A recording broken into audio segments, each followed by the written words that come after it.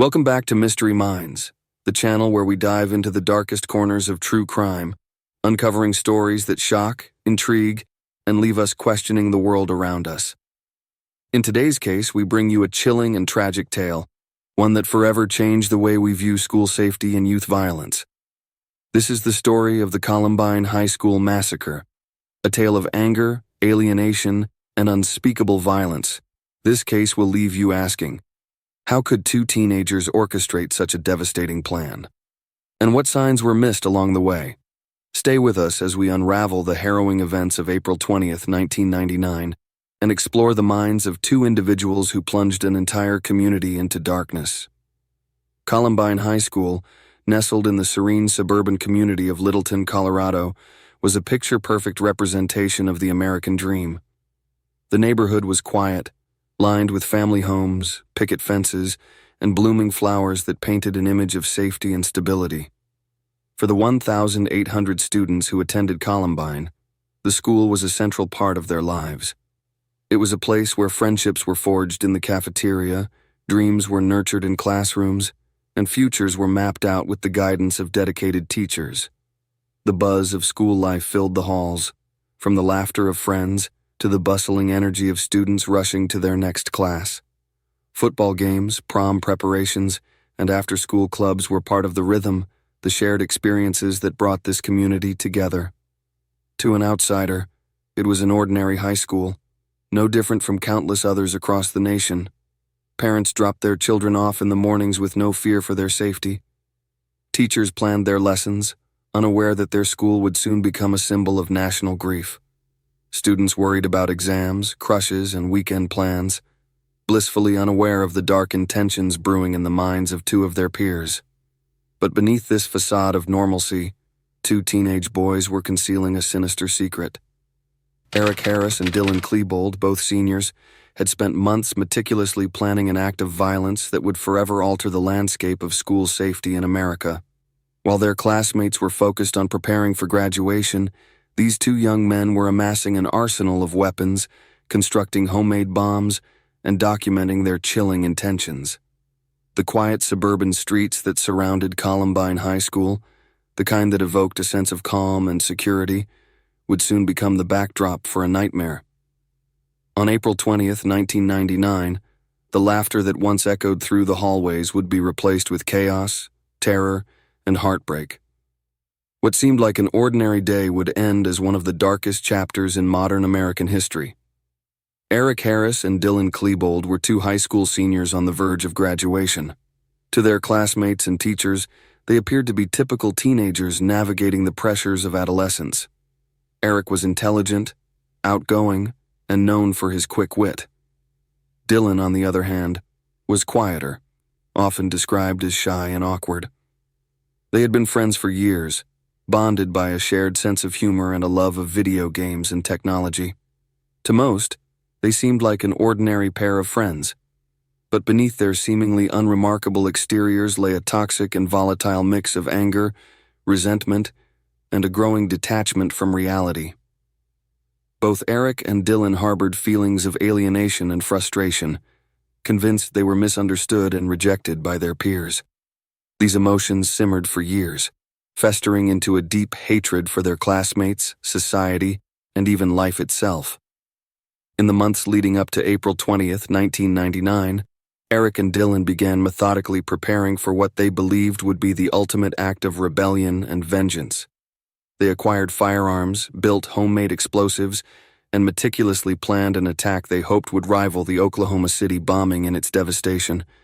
To those who knew them casually, they were just two kids preparing for the end of high school. But to those who later uncovered the truth, it was clear that Eric Harris and Dylan Klebold were anything but ordinary. They were consumed by darkness, driven by a desire not just to destroy, but to be remembered for the chaos they unleashed. On that fateful day, their plan would come to horrifying fruition, leaving a permanent scar on the Columbine community and the nation as a whole. To understand the unimaginable horror they inflicted, we must first understand the troubled minds behind it.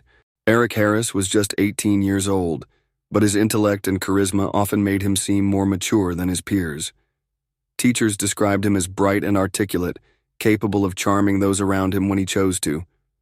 But his personal writings told a very different story, a chilling window into a disturbed mind. Eric's journals were filled with hatred, not just for his classmates, but for humanity as a whole. He wrote about his desire to dominate, to control, and to destroy. His words revealed grandiose delusions, where he saw himself as superior, a force meant to enact vengeance on a world he viewed as weak and corrupt.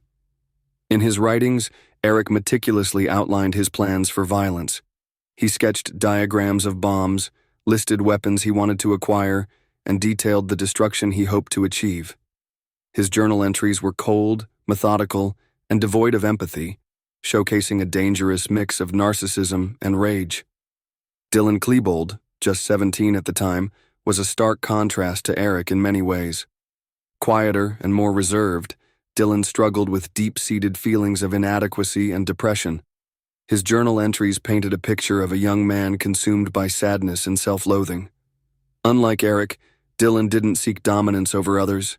He sought escape. He longed to leave behind a world where he felt like he didn't belong.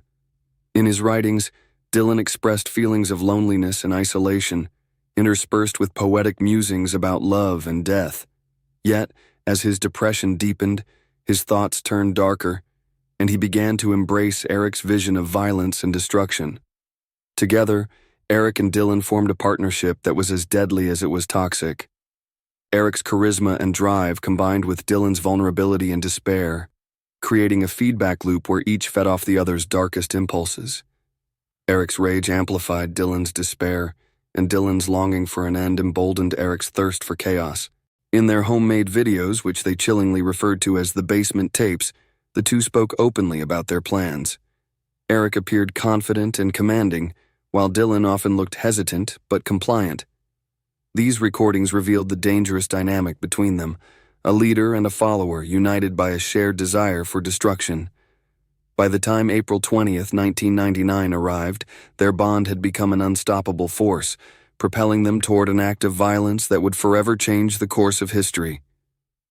April 20th, 1999, began like any other day at Columbine High School. Students filed into the building, chatting with friends, preparing for classes, and planning their afternoons. But for Eric Harris and Dylan Klebold, this was no ordinary day. This was the day they had spent months preparing for, a day they hoped would cement their names in infamy. Eric and Dylan arrived at the school at around 11:10 a.m., each driving separately in cars filled with deadly supplies.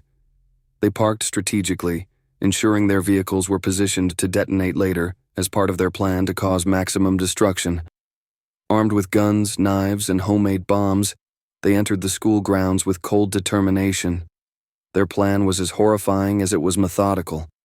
They had constructed 2 large propane bombs, which they planted in the cafeteria shortly before 11:17 a.m., a time when the space was filled with hundreds of students eating lunch. Their hope was that the bombs would detonate, collapsing the cafeteria and killing everyone inside. The explosions were intended to trigger chaos, forcing survivors to flee into the parking lot, where Eric and Dylan would be waiting to gun them down. But as the minutes ticked by, their bombs failed to detonate. Instead of abandoning their plan, the pair adapted quickly, deciding to begin their attack with their firearms. At 11:19 a.m., Eric and Dylan opened fire outside the school, shooting at students who were gathered near the west entrance. 2 students, Rachel Scott and Richard Castaldo, were among the first to be shot, Rachel fatally. The pair then moved into the building, shooting indiscriminately as they made their way through the halls. Panic spread as students and teachers realized what was happening. Some barricaded themselves in classrooms, others ran for the exits, and many sought refuge in the library, unaware that it would soon become the epicenter of the massacre. Eric and Dylan's movements throughout the school were calculated, yet chaotic. They alternated between calm moments of stalking their victims and frenzied bursts of violence. Their actions were not random. They specifically targeted certain areas, knowing they were densely populated with students. The map of their movements reveals a deliberate intent to maximize fear and suffering. By the time the rampage ended at 12:08 p.m., 13 lives had been tragically lost, and the world was left grappling with the question, how could this have happened? The terror began at 11:19 a.m. and lasted for 49 harrowing minutes. 49 minutes of chaos and fear that would forever change the lives of those at Columbine High School. As Eric Harris and Dylan Klebold moved through the school, the sounds of gunfire echoed down the hallways, mingled with the screams of students and the desperate pleas of 911 callers. Survivors later described those moments as surreal, like a scene from a nightmare. Many students initially thought the sounds were part of a senior prank or firecrackers. But as the reality of the situation set in, panic spread. Students and staff scrambled for safety, some fleeing through doors and windows, others hiding under desks and closets or behind anything that could shield them from the attackers' line of sight. In the library where Eric and Dylan spent much of their rampage, survivors recall the horrifying calmness of the attackers. Witnesses described how Eric and Dylan moved deliberately, taunting their victims before opening fire. The pair seemed almost detached, as though they were performing some grim, rehearsed act. One survivor, hiding under a table in the library, recounted the excruciating moments of holding her breath as the shooters moved closer. She could hear their voices, their laughter, as they called out commands to each other and mocked the students they had already injured or killed.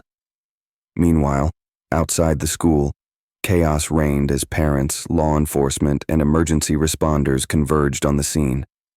Officers worked quickly to establish a perimeter, unsure of how many attackers there were or where they might strike next. The first 911 call came from a teacher inside the school, her voice trembling as she described the unfolding nightmare. "They're shooting! They're shooting!" she said, her words punctuated by the sound of gunfire in the background. By the time the gunfire ceased at 12:08 p.m., 12 students and 1 teacher had been killed. More than 20 others were injured, some critically. Eric Harris and Dylan Klebold, their plans for mass destruction thwarted, retreated to the library, where they turned their weapons on themselves. What they left behind was a scene of devastation, shattered windows, bullet-riddled walls, and the haunting silence of lives cut short. Their journals, videos, and the trail of destruction raised questions that remain unanswered to this day. Why? How could 2 teenagers commit such an atrocity, and could anything have been done to stop them? The Columbine High School massacre was not just a tragedy for the quiet community of Littleton, Colorado. It was a wake-up call for an entire nation. The events of April 20th, 1999, left an indelible mark on American society, forcing the country to confront uncomfortable questions about the safety of its schools, the well-being of its youth, and the darker undercurrents running through its culture. In the days and weeks that followed the massacre, the grounds outside Columbine High School became a place of mourning and remembrance. Families, friends, and strangers from across the country came together to pay their respects. Bouquets of flowers were laid in front of the school's entrance, alongside handwritten notes expressing grief, love, and support. Candles burned late into the night, their flickering flames a symbol of hope amidst the darkness. For the families of the 13 victims, the loss was immeasurable. They spoke of their loved ones with tearful pride, sharing memories of laughter, dreams, and lives that were cut far too short. For these families, the scars remain, a permanent reminder of what was taken from them on that fateful day. Some turned their pain into action, becoming advocates for change in hopes of preventing such tragedies from happening again. The massacre ignited national debates that continue to this day. Questions about bullying and social isolation in schools took center stage, as people began to ask how 2 young men could feel so alienated and angry. Conversations about mental health, particularly in teenagers, gained urgency, with calls for better resources and early intervention. The role of gun control also came under intense scrutiny, with many questioning how 2 teenagers were able to acquire such a deadly arsenal. At the same time, the influence of violent video games, movies, and music was hotly debated, as the public searched for answers to explain the unexplainable. But beyond the politics and debates, the Columbine massacre served as a stark reminder of the fragility of life and the importance of vigilance in our communities. The stories of those lost and the resilience of the survivors remind us of the power of unity in the face of unimaginable tragedy. As we reflect on the events of that day, we honor not only the lives taken but the lessons they leave behind, a call to protect our children, support our youth, and strive for a world where such horrors never happen again. Tragedies like Columbine leave an indelible mark, not only on the lives directly affected, but on society as a whole. As we reflect on this heartbreaking case, we are reminded of the resilience of the human spirit and the importance of addressing the root causes of such violence. Thank you for joining us on this sobering journey into one of America's darkest days. This has been Mystery Minds. If you found this story compelling, don't forget to like, share, and subscribe.